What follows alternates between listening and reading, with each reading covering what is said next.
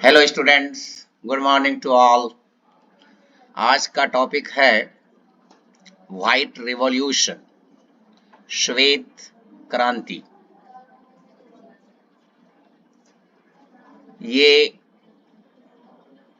विभिन्न प्रकार के प्रतियोगिता परीक्षाओं के लिए, जैसे UPSC prelims, mains, BPSC prelims, mains, SSC, banking, railway और विभिन्न प्रकार के सरकारी प्रतियोगिता परीक्षाओं के लिए अति आवश्यक है। इसमें डिफरेंट तरह के क्वेश्चंस पूछे जाते हैं, इसलिए ये सीरीज में स्टार्ट किया हूँ। आज व्हाइट रिवॉल्यूशन का है, इसी तरीके से green revolution, pink revolution, silver revolution आदि के बारे में बारी बारी से एक्सप्लेन किया जाएगा। और अभी मैं हिंदी में दे रहा हूँ, इसका इंग्लिश वर्जन भी बाद में देंगे। श्वेत क्रांति, व्हाइट रिवॉल्यूशन भारत के विकास में एक ऐसी क्रांति थी जिसने भारत को दुग्ध उत्पादन के मामले में पूरे विश्व में टॉप पर जगह दिला दी। तो यहाँ सवाल पूछेगा कि white revolution is related to, श्वेत क्रांति संबंधित है तो दुग्ध उत्पादन के लिए, यानी डेयरी प्रोडक्ट के लिए। ये एक ऑब्जेक्टिव क्वेश्चन है जो इसमें पूछेगा।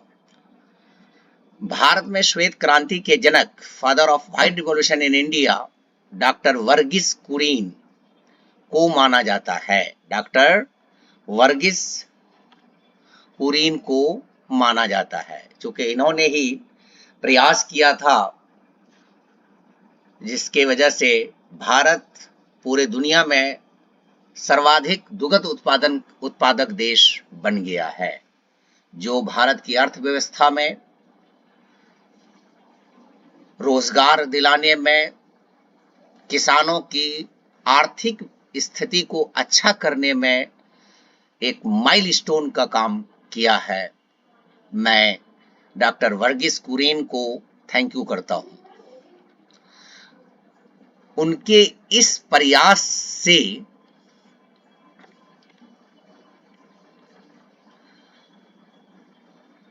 न सिर्फ भारत में दुग्ध उत्पादन को गांव से शहरों की ओर पहुंचाया, बल्कि पशुधन मालिकों की आर्थिक रूप से भी मजबूत करने में अहम भूमिका निभाई थी। यानी पहले जो दूध गांव देहात में बहुत लार्ज क्वांटिटी में पैदा होता था, भैंस से, गाय से, बकरी से, भेड़ से, तो उसका सर्कुलेशन नहीं हुआ करता था। तो इस चीज को उन्होंने जगह जगह पर दुकान बना करके, पब्लिक बहाल करके उसको शहरों तक पहुंचाया, जिससे गांव के लोगों की आर्थिक स्थिति में काफी सुधार हुआ। श्वेत क्रांति का संबंध डेयरी क्षेत्र से है, जैसा कि मैंने पहले सेंटेंस में कहा। श्वेत क्रांति का ही दूसरा नाम ऑपरेशन फ्लड है, जो 1970 के दशक में भारत को दूध उत्पादन में आत्मनिर्भर बनाने के लिए शुरू किया गया था। तो ऑपरेशन फ्लड ये भी एक बहुत इंपॉर्टेंट क्वेश्चन है, जिससे यह है डॉक्टर वर्गीस कुरियन को भारत में श्वेत क्रांति के जनक, father of white revolution in India के रूप में जाना जाता है। वर्तमान में भारत विश्व का सबसे बड़ा दुग्ध उत्पादक देश है। ऑपरेशन फ्लड ने किसानों को डेयरी क्षेत्र में दूध उत्पादन पर स्वायत्तता दी, जैसा कि मैंने शुरू में कहा। भारत में 700 से अधिक कस्बों और शहरों को राष्ट्रीय दूध ग्रिड से जोड़ा गया, जो दूध उत्पादकों और उपभोक्ताओं के बीच की खाई को पाटता है। यानी पहले जो गांव में पैदा होता था, वो गांव में ही खा पी करके बर्बाद हो जाता था, खत्म हो जाता था। शहरों को दूध नहीं मिलता था, और अब वही दूध शहर तक जब सप्लाई हो रहा है, तो इससे खाया भी जा रहा है और आर्थिक स्थिति में सुधार भी हो रहा है। ये भारत सरकार द्वारा क्रांतिकारी पहल थी, रिवॉल्यूशनरी, जिसने उपभोक्ताओं को भारत के विभिन्न दूध उत्पादकों और विक्रेताओं को प्रदान किया। श्वेत क्रांति बहुत फायदेमंद थी और दूध के ठोस आयात को समाप्त कर दिया और इससे डेयरी बुनियादी ढांचे में सुधार हुआ। इससे क्या हुआ कि जो बाहर से पहले इंपोर्ट किया जाता था उस पर वो खत्म हो गया। यानी हम लोग सेल्फ डिपेंडेंट, सेल्फ सफिशिएंट, आत्मनिर्भर हो गए दूध के मामले में। राष्ट्रीय दुग्ध दिवस, नेशनल डेयरी डे, हर साल 26 नवंबर को पूरे देश में मनाया जाता है। ये एक कॉम्पिटिटिव क्वेश्चन है, ऑब्जेक्टिव क्वेश्चन है। 26 नवंबर को नेशनल डेयरी डे मनाया जाता है। उसी प्रकार हर साल जून के पहले दिन 1 जून को वर्ल्ड डेयरी डे के रूप में मनाया जाता है। ये दो इंपॉर्टेंट क्वेश्चन हो गया। मत्स्य पालन यानी फिशरीज, पशुपालन यानी एनिमल हस्बेंड्री और डेयरी, तीनों मंत्रालयों ने, मिनिस्टर्स ने भी आनंद एक प्लेस है, मैं राष्ट्रीय डेयरी विकास board NDDB, national dairy development board परिसर में गोपाल रतन पुरस्कार शुरू करने की घोषणा की है। यानी किसानों को और बढ़ावा देने के लिए, प्रोत्साहित करने के लिए, स्टिमुलेट करने के लिए इस तरह के कदम उठाए गए हैं। ये कई मिनिस्ट्री का मिली भगत है। हिस्ट्री, श्वेत क्रांति की ऐतिहासिक पृष्ठभूमि। श्वेत क्रांति एक गहन आधुनिकीकरण प्रयास था जो 1963 में ईरान में शुरू हुआ और 1979 तक चला। इसे भारत में ऑपरेशन फ्लड के नाम से भी जाना जाता है, जो 1970 में शुरू हुआ था। ये भारत के राष्ट्रीय डेयरी विकास बोर्ड एनडीडीबी की अगुवाई में दुनिया का सबसे बड़ा डेयरी विकास कार्यक्रम था। ये भी एक बहुत इंपॉर्टेंट है कि एनडीडीबी जो है ये दुनिया का सबसे बड़ा कार्यक्रम है और ये भी एक इंपॉर्टेंट क्वेश्चन है। इसने भारत को दूध की कमी वाले देश से दुनिया का सबसे बड़ा दूध उत्पादक देश बना दिया। यानी इससे पहले हमारा मुल्क में दूध की कमी थी, हमारे पास प्रोडक्शन था लेकिन उसका सर्कुलेशन नहीं था, परिवहन नहीं था, इसलिए कहा जाता था कि यहाँ दूध नहीं है। लेकिन इस कार्यक्रम ने इसको हमको आत्मनिर्भर बना दिया। डॉक्टर वर्गीस कुरियन ने 1970 में भारत की श्वेत क्रांति की अगुवाई की, जो दुनिया की सबसे बड़ी डेयरी विकास पहल थी। ऑब्जेक्टिव्स ऑफ व्हाइट रिवॉल्यूशन, श्वेत क्रांति के उद्देश्य। सहकारी समिति, कोऑपरेटिव समिति का मुख्य उद्देश्य शीतलक संयंत्रों यानी चिलिंग प्लांट्स में दूध का परिवहन, भंडारण करना है। यानी जो दूध लाया उसको सही से रखा, स्टोर किया, ये चीज पहले नहीं था। मवेशियों के लिए भोजन उपलब्ध कराना है। दुग्ध उत्पादों की विस्तृत किस्मों का उत्पादन। ये सोसाइटी गायों और भैंसों की बेहतर नस्ल, स्वास्थ्य सेवाएं, पशु चिकित्सा सुविधाएं भी प्रदान करती है। श्वेत क्रांति की तकनीक सहकारी समितियों की सहकारी समितियों की सहकारी समितियों की सहकारी समितियों की सहकारी समितियों की तकनीक की एक व्यापक प्रणाली पर आधारित है। यानी ये टेक्निकल न्यू टेक्निक्स, गांव के केंद्र से दूध इकट्ठा करने के बाद इसे मिल्क चिलिंग सेंटर के डेयरी प्लांट में ले जाया जाता है। हर दिन एक विशेष समय पर दूध एकत्र किया जाता है। इसे ग्राम समाज, ट्रक ऑपरेटरों और डेयरी प्लांट तक त्वरित परिवहन द्वारा बनाए रखा जाता है। इन केंद्रों का प्रबंधन उत्पादक सहकारी संघ द्वारा किया जाता है ताकि इन उत्पादकों से दूध का संग्रह किया जा सके जो शीतलक केंद्रों से कुछ दूरी पर रहते हैं और इसलिए बिचौलियों को समाप्त कर दिया जाता है। यानी जो मीडिएटर था, जो पैसा बनाता था और किसानों को नहीं मिलता था, वो इससे दूर हो गया। भारत में श्वेत क्रांति के चरण यानी फेजेस ऑफ व्हाइट रिवॉल्यूशन, ये 3 फेज में स्टार्ट हुआ है। Phase 1, phase 2, phase 3। चरण प्रथम चरण, द्वितीय चरण, तृतीय चरण। तो प्रथम चरण में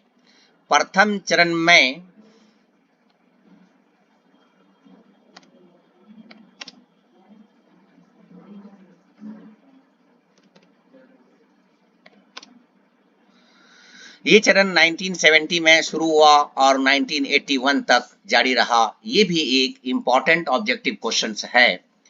और इस चरण के तहत मुंबई, कोलकाता, दिल्ली और चेन्नई जैसे विभिन्न महानगरीय शहरों में दूध की खपत और उत्पादन बढ़ाने के लिए 10 अलग-अलग राज्यों में विभिन्न डेयरी विकास कार्यक्रम स्थापित किए गए। यानी जो महानगर है, मेट्रोपॉलिटन सिटीज है, यानी मेट्रोपोलिस जो है, जैसे मुंबई, कोलकाता, दिल्ली, चेन्नई, MKDC जो है, ये आजकल इसमें डील करने के लिए ये फेज 1 में इसको रखा गया। फेज 2 ये चरण 1981 में शुरू हुआ और 1985 तक जारी रहा। ये भी एक इम्पॉर्टेंट क्वेश्चन है जिसमें भी यूपीएससी, बीपीएससी, बाकी तरह के एग्जाम में ये सब पूछा जाता है। इसीलिए एक डिटेल स्टडी मैंने इसमें देने की कोशिश किया है और आपसे आग्रह है कि 1-2 बार इसको पढ़ें। और इस चरण में कर्नाटक, मध्य प्रदेश, राजस्थान जैसे विभिन्न अन्य राज्यों में डेयरी कार्यक्रमों के विकास में विस्तार हुआ। चुके India is a great country, India is a vast country, हर जगह ये प्रोग्राम को एक ही साथ लागू करना नहीं था, इसलिए इसको फेज वाइज में किया गया। तो पहला सेकंड फेज में अदर स्टेट्स को लिया गया। इसके साथ ही 25 सन्निहित दूध क्षेत्रों 155 जिले में का विकास हुआ और दूध उत्पादकों के संघों का एक समूह स्थापित किया गया।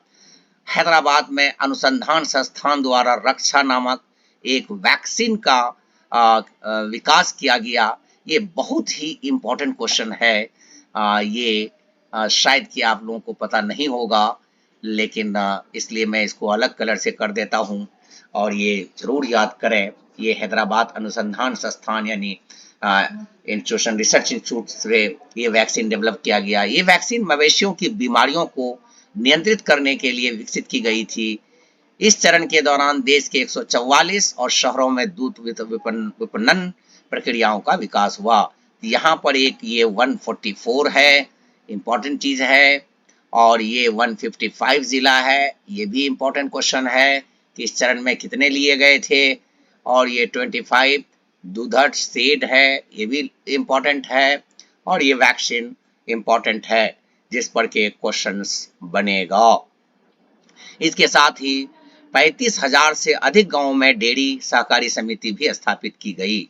Now come to the phase 3 यानी चरण प्रथम तृतीय चरण में आइए।